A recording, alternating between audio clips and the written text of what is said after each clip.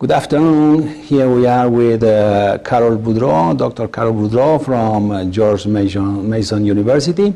She is an old friend of UFM. She has visited us many times. And what we want to do is to have some questions about her works on research on Africa, if you like. So, Karol, welcome again to UFM. And why don't you tell us a little bit about your research experiment that is very good as far as I know. Well, thank you for having me. It's always a pleasure to visit UFM. The research I've been working on for about 6 years now is a project that is investigating enterprise-based solutions to poverty in different parts of Africa. Mostly I've been working in East and Southern Africa and looking at a variety of different projects or efforts, some by individual entrepreneurs, some by policy entrepreneurs, people in the public sector who are implementing policy changes that create space for entrepreneurship or provide incentives for individuals to act entrepreneurially, or in some cases they're removing barriers that make it difficult for entrepreneurs to create businesses or grow businesses. Well, what countries have you been doing this research? I've been to a number of countries. In Southern Africa, I've been to South Africa. I've done a fair amount of work in Namibia. I've been to Botswana. I've been to Tanzania, Kenya, Rwanda, Mauritius.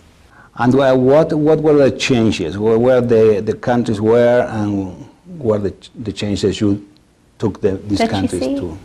Yeah, it's a really interesting time actually to be working on Africa, because a lot of people are saying now that Africa, at least some of the countries, have actually started turning a corner.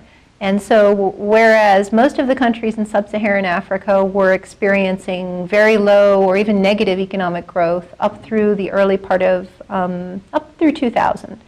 Many people now are saying that Africa has, many African countries have gotten to a place where they're experiencing sustainable economic growth. So since the year 2000 maybe, a majority of sub-Saharan African countries have been experiencing growth rates maybe as high as 5% on average over the last 8 years. And the growth isn't all driven by commodity booms. Economies are diversifying, urbanization is happening pretty rapidly. And so the changes that you see are really from a situation that we might all think of, or people in the developed world think of Africa as being fairly undeveloped, not a lot of economic growth, a lot of instability and conflict, to the reality on the ground, which is that in a lot of places there is good economic growth. There's increasingly an African middle class, which is such an important part of the growth equation. There's diversification within the economies, there's a growing service sector. And that's wonderful, because not only does it lift people out of poverty, but we know that it tends to lessen conflict in countries where they're experiencing good growth. You know, we understand I think the relationship between poverty and conflict. What were the changes they made? Is it legal or political? It's an interesting combination. In part, what seems to have been driving some of the growth are changes to the macroeconomic environment. So if you look at sub-Saharan Africa, as a kind of a unit, what you'll find is that there are much lower inflation rates today than there were in the 1990s. There are much lower budget deficits, so governments are constraining to a certain extent their spending. Exchange rates seem to be more stable and maybe more appropriate for those societies. And so it seems like the macroeconomic reforms, some of which were suggested by multilateral lenders like the IMF in the 1990s, have created a more stable environment. So making it easier at the micro level for people to do business, reducing the costs of doing business. And then there have been some legal changes, maybe not as many as we would have liked. And where these ideas came from, how these countries or presidents or governments have got these ideas from? So this is a kind of a controversial issue, I think. It's fairly controversial among development economists. Much of the push to change the macroeconomic policy did in fact come from the IMF.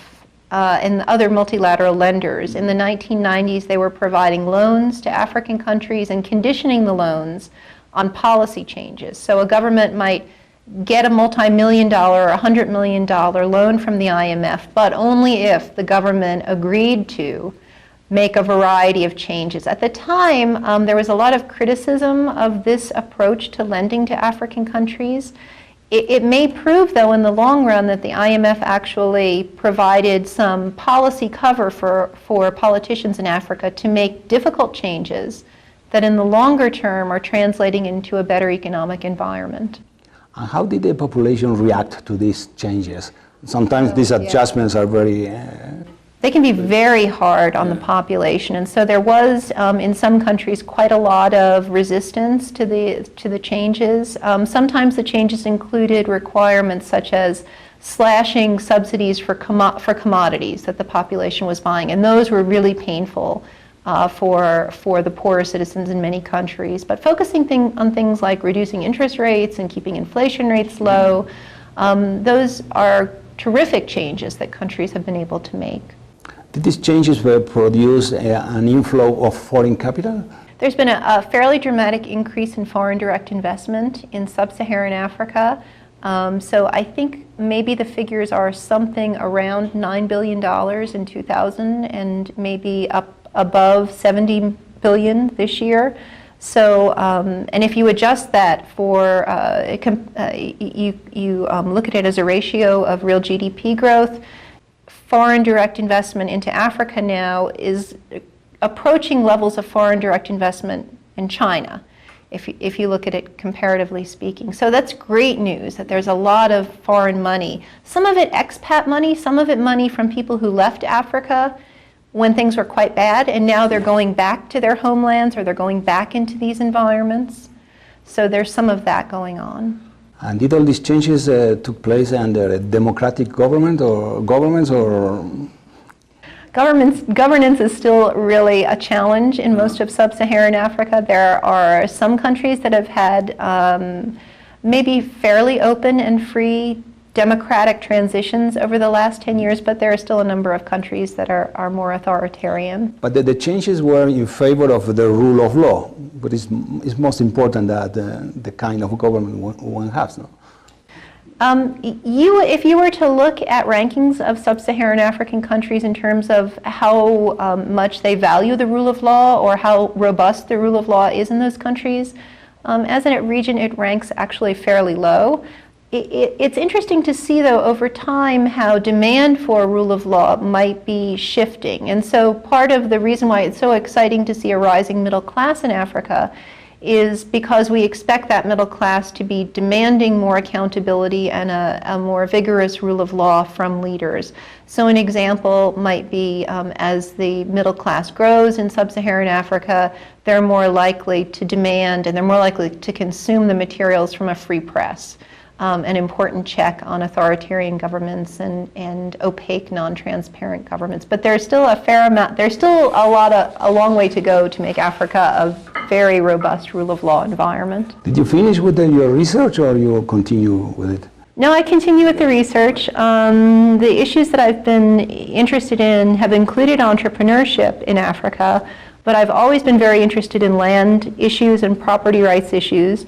And I expect to continue work on land tenure issues and property rights issues in the future, and increasingly look at the role that governance of natural resources at the community level, the role that those sorts of efforts might play in improving the rule of law at the local level. Well, thank you very much. Very interesting, and good luck with the rest Thank you, Professor Kashinovsky. It's always a pleasure. Research. Thank you.